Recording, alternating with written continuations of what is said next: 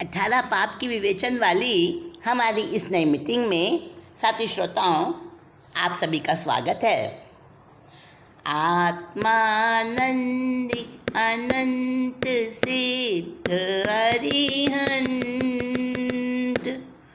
आचार्य श्री उपाध्याय जी,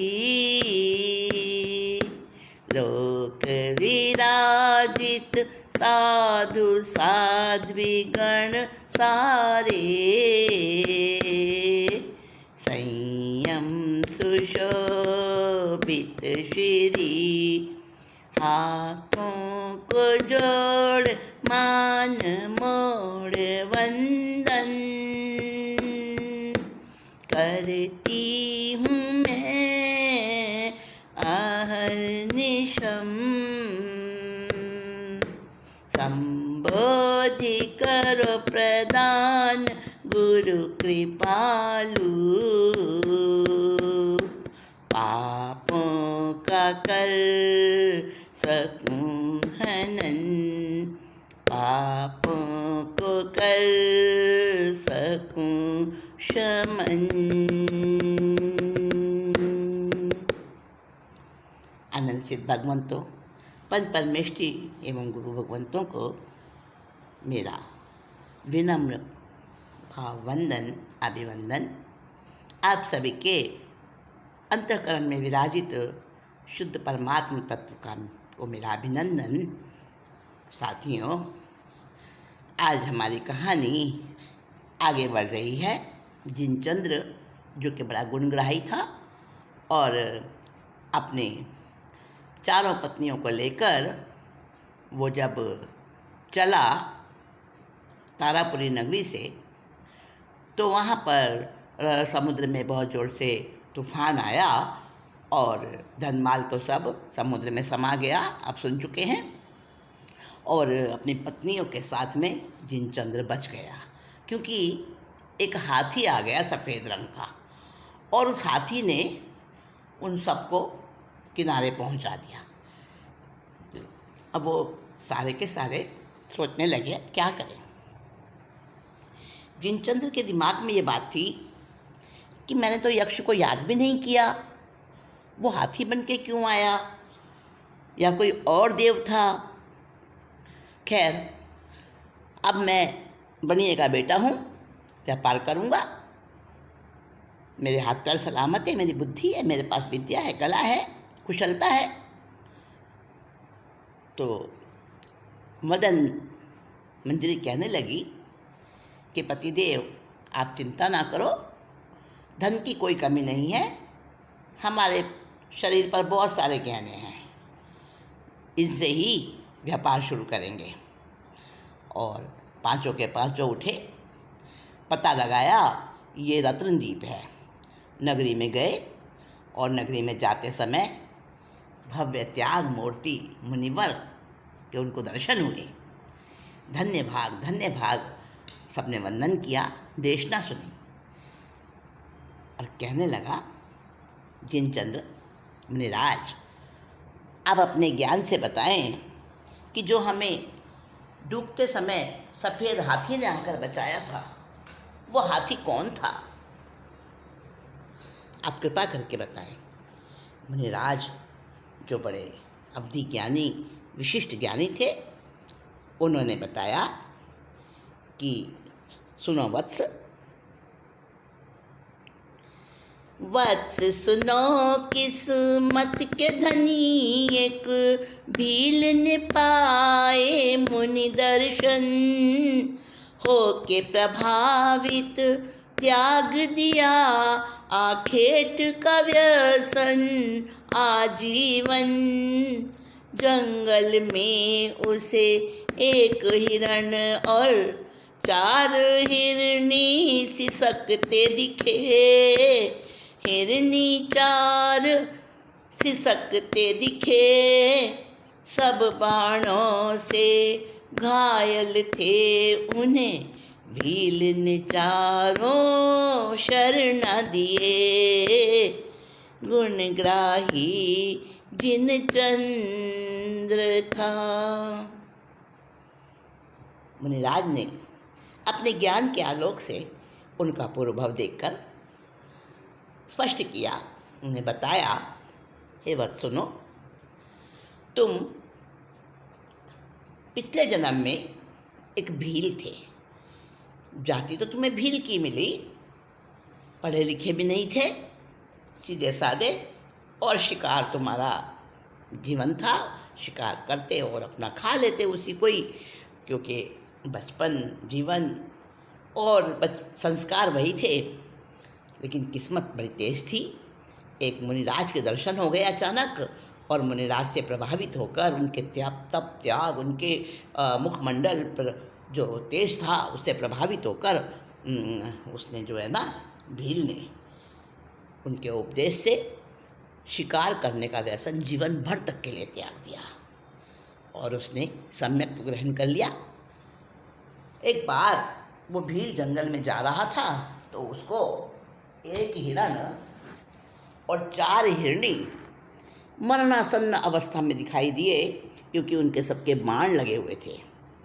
बाणों से घायल थे वो, और अंतिम समय था उनका। उस भील ने उनको 4 शरणा सुनाए, धर्म का शरणा दिया, नवकार मंत्र सुनाया, और वो अंत समय में नवकार को सुनकर उन्होंने प्राण त्यागे, देवलोक गए। और ये तुम 5 प्राणी वही हो। जो भील था वो तो देवलोक से आयु पूरी करके हाथी बना, और उसने तुम्हारी रक्षा स्वधर्मी जान के तुम्हारी रक्षा करी। और ये 4 जो हैं, वो हिरणी जो थी वो 4 तुम्हारी पत्नियां हैं, और तुम हिरण थे, तुम ये जिनचंद्र बने हो। महामंत्र सुनते हुए तुम्हारी भाव विशुद्धि हुई अंत समय में, और तुम इस मनुष्य भाव में आकर इतने तुमने रिद्धि सिद्धि समृद्धि प्राप्त की। अब ये सब बात सुनकर और धर्म की निष्ठा उन पांचों की और धर्म निष्ठा श्रद्धा जो है दृढ़ हो गई, मजबूत बन गई। वंदन किया मुनिराज को, नगरी में आए, और जो अपने पास में गहने थे 4 के शरीर पर, उन गहनों के द्वारा सहायता से उन्होंने एक हवेली और एक दुकान किराए पे ले लिया। न्याय नीति से व्यापार शुरू किया, बहुत धन कमाया, बड़ा दान भी करता, बड़ा यश कीर्ति प्राप्त कर ली थोड़े समय में। और तो अब सोचने लगे जल्दी जल्दी विजयपुर पहुंचना है माता पिता के पास। दे के किराया एक जहाज में बैठे, 5 वहाँ से रवाना हुए। चंपक सेठ जहाज का मालिक, रमणियों पर कुदृष्टि रखे। कपट मित्रता करके धकेला, जिन चंद्र को सागर में फिर, जिन चंद्र को सिंधु में फिर। होश ठिकाने कर दिए उसके, चारों ने रणचंडी बनकर। जिन चंद्र बड़ा गुणग्राही था। अब जहाज में एक जहाज जा रहा था उसी दिशा में, तो उसमें किराया देकर और बैठ गए 5, यानी 4 पत्नियां और जिनचंद्र बैठ गए। जहाज का मालिक जो था ना, वो उसका नाम चंपक सेठ था। अब उसने सुंदर सुंदर ये कन्याओं को देखा, रमणियों को देखा, उन पे उसके मन में बुरी भावना आई, और उसने क्या किया, झूठी मित्रता कर ली जिनचंद्र से, और एक दिन उसको मौका देख के समुद्र में धक्का दे दिया। और फिर आया 4 के पास में, और उनके सामने अपनी गंदी नीयत, गंदी भावना उसने प्रकट करी। और वो 4 तो एकदम फटकार के उसको, और ऐसा रणचंडी रूप दिखाया अपना, ऐसी एकदम भयंकर बनी। और उसी समय शासन देव भी उसके सामने प्रकट हो गए, और वो तो बड़ा डर गया चंपक तो, है ना। और उसने डर के कारण से सहम गया, और चंपक ने आगे रास्ते में एक नगरी आई चंद्रपुर नाम की, और उस चंद्रपुर नगरी में रिपुमर्दन नाम का राजा था। रिपुमर्दन नाम के राजा को जाके कहा, राजन, मैं आपके लिए 4 सुंदरियां लेकर आया हूँ, कन्याएं हैं ये, 4 कन्याएं लेकर आया हूँ। वहाँ दे दिया। और उसके बाद जिनचंद्र जो समुद्र में गिरा था ना, चंपक ने गिराया था, तो उसने समुद्र में गिरते ही नवकार मंत्र का शरणा लिया, 9 पद सुमरन किए और यक्ष को याद किया। यक्ष प्रकट हुआ, यक्ष देव, और प्रकट होकर कहा, मेरी पत्नियां हैं जिस नगरी में, इस नगरी में मुझे पहुंचा दो।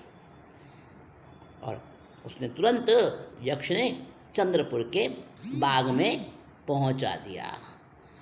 अब चंद्रपुर के बाग में पहुंचा है जिनचंद्र, और बैठा उदास और सोच रहा है, इतनी बड़ी नगरी है ये चंद्रपुर नगरी, कहाँ ढूंढूंगा मैं अपनी प्रियाओं को, अपनी पत्नियों को, मेरी ही गलती हुई। यक्ष से मुझे ऐसा कहना था कि उस स्थान पर पहुंचा दो जहाँ मेरी पत्नियां हैं, मैंने तो नगरी बोला, मेरी गलती हो गई।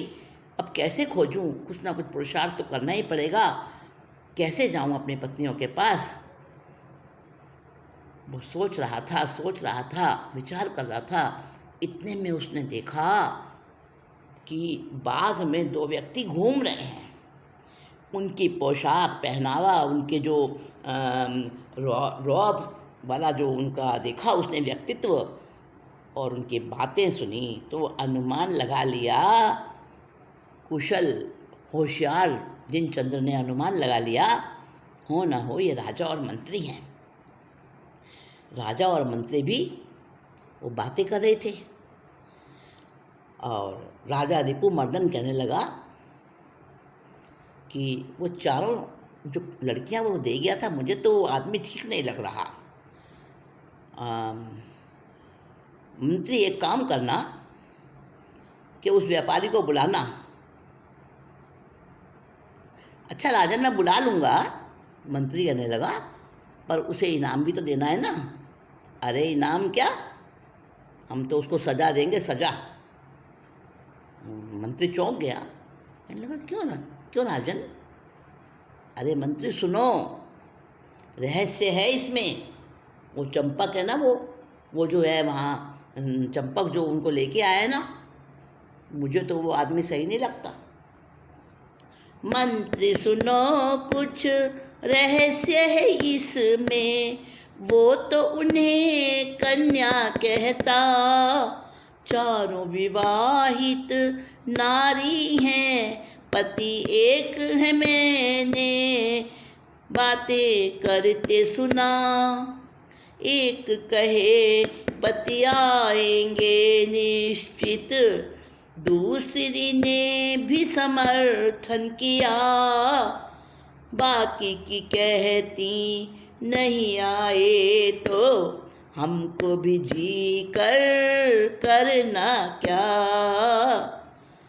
गुणग्राही जिनचंद्र की कथा।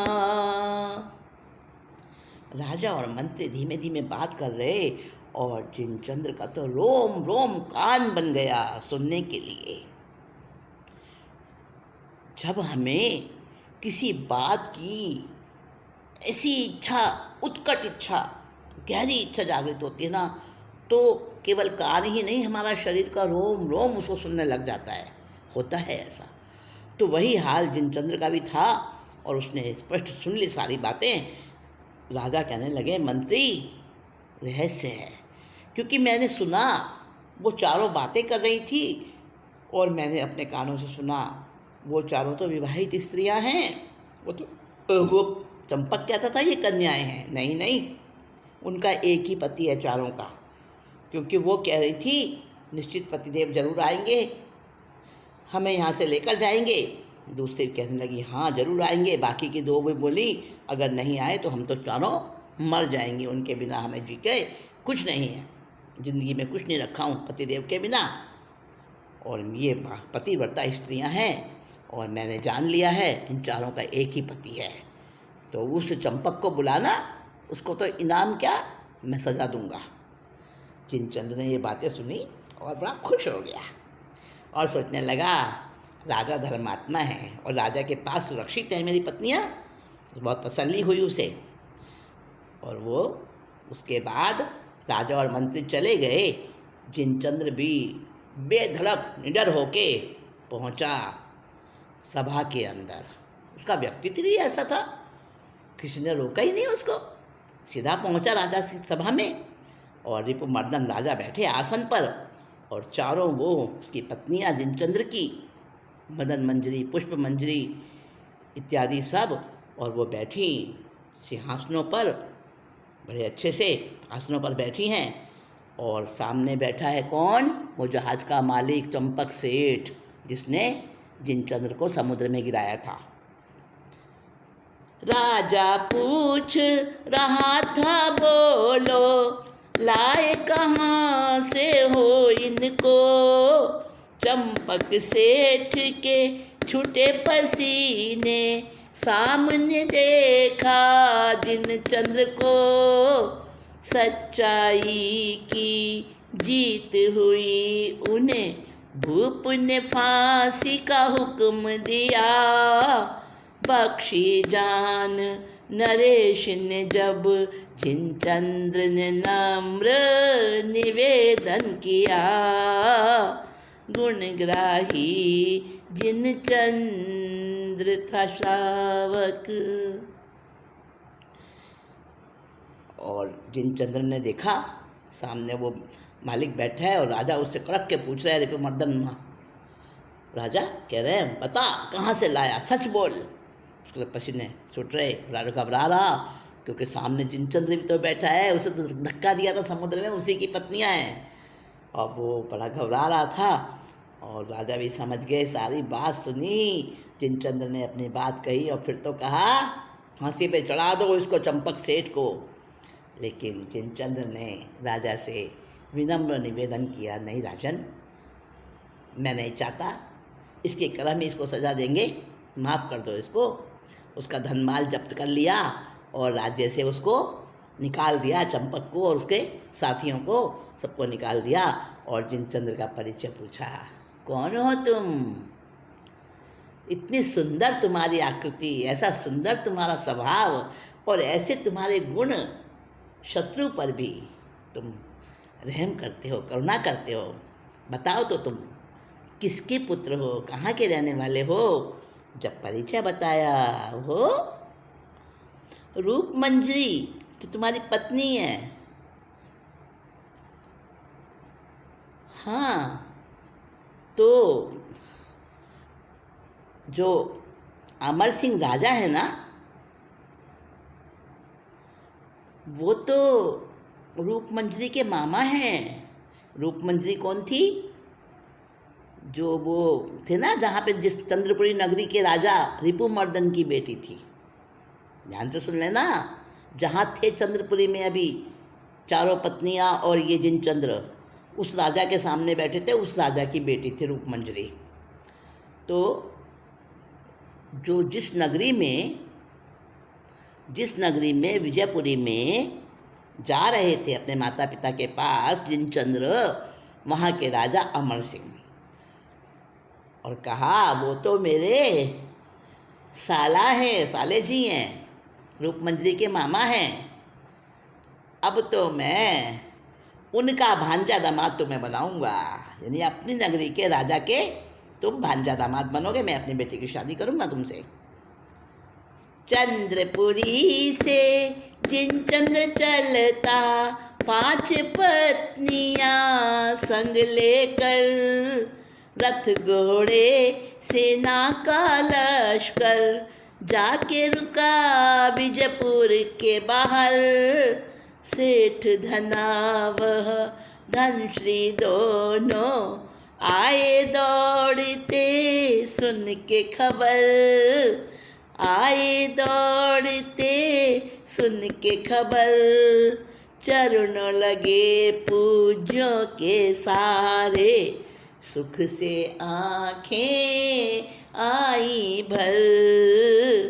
गुणग्राही जिनचंद्र की कथा।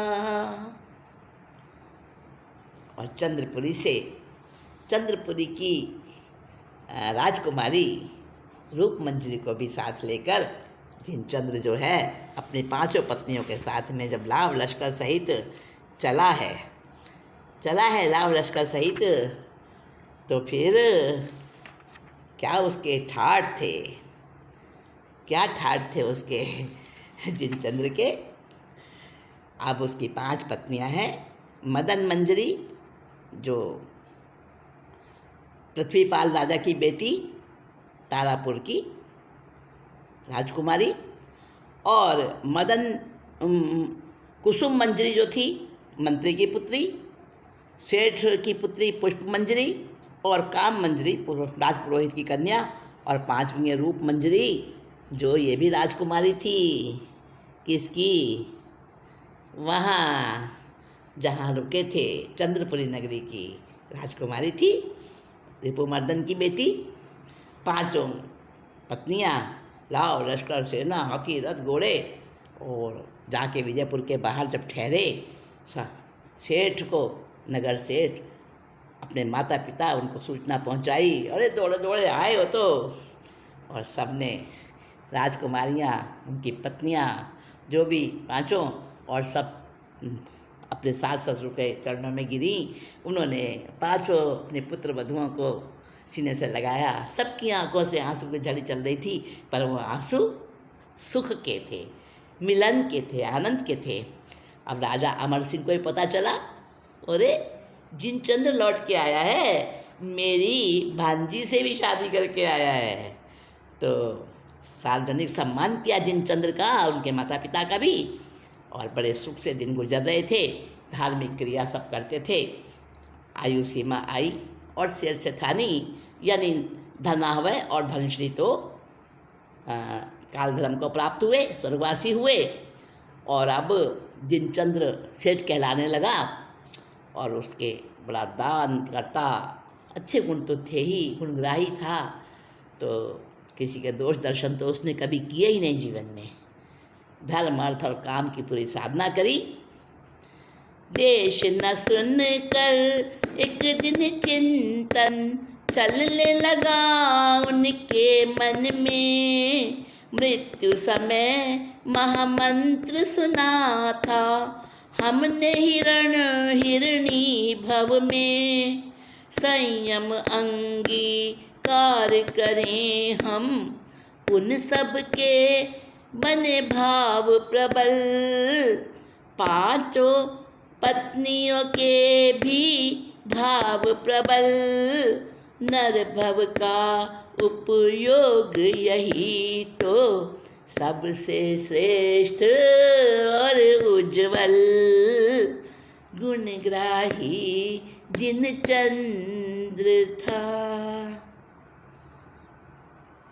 एक दिन मुनिराज की देशना सुनकर उन 6 के मन में, यानी जिनचंद्र सेठ और उनकी 5 पत्नियों के मन में विचार चलने लगा कि हम हिरण हिरणी के भाव में थे। 4 पत्नियां थी ना, एक रूप मंजरी नहीं थी, बाकी 4 तो हिरण हिरणी के भाव में थी, और ये जिनचंद्र तो हिरण था।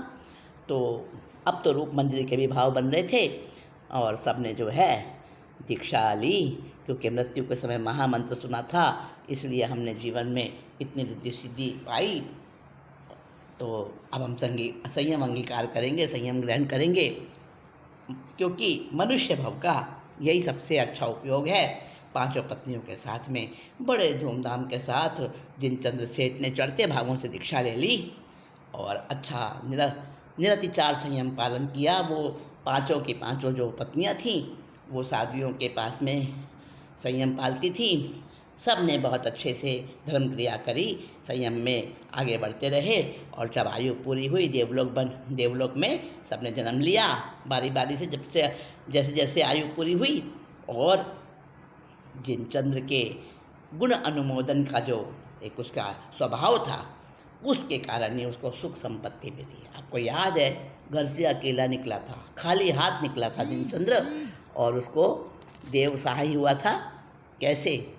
समुद्र की बुराई कर रहे थे 3 व्यक्ति, और जिनचंद्र ने कहा नहीं, दोष मत देखो, गुण देखो, समुद्र में कितने सारे गुण हैं। और जिनचंद्र ने वहाँ समुद्र के गुण जो हैं वो वर्णन किए। उस समय से यक्ष प्रसन्न होकर आया था और वहीं से जिनचंद्र का जैसे भाग्य ही बदल गया। तो गुण अनुमोदन के कारण ही जिनचंद्र ने इस भव में सुख संपत्ति पाई और एक ही भव में मुनि जिनचंद्र ने शाश्वत शांति पाई। बाकी सब तो देवलोक गए पत्नियां तो, और मुनि जिनचंद्र जो है वो मुक्ति में गए, शाश्वत शांति उन्होंने प्राप्त की। तो दोस्तों, ये गुणग्राहक होना अपने आप में बहुत बड़ी विशेषता है। हमें किसी के दोष नहीं देखने चाहिए, क्योंकि हमारे अंदर भी बहुत सारी कमियां हैं, बुराइयां हैं। हमें अपने दोष देखने चाहिए और दूसरों के गुण देखने चाहिए। न केवल देखें बल्कि गुणों की प्रशंसा करें, उन गुणों को अपने अंदर उतारें, अपने अंदर ग्रहण करें। तो ये पद परिवाद का शुक्ल पक्ष गुणानुवाद जिसके बारे में आपने सुना, तो दोस्तों इसका यही शिक्षा, इससे शिक्षा लेनी है अपने जीवन में। तो ये 15वें पाप का विवेचन पूरा हुआ। अब हम अगली मीटिंग में 16वां पाप रति अरति के बारे में बात करेंगे। तब तक के लिए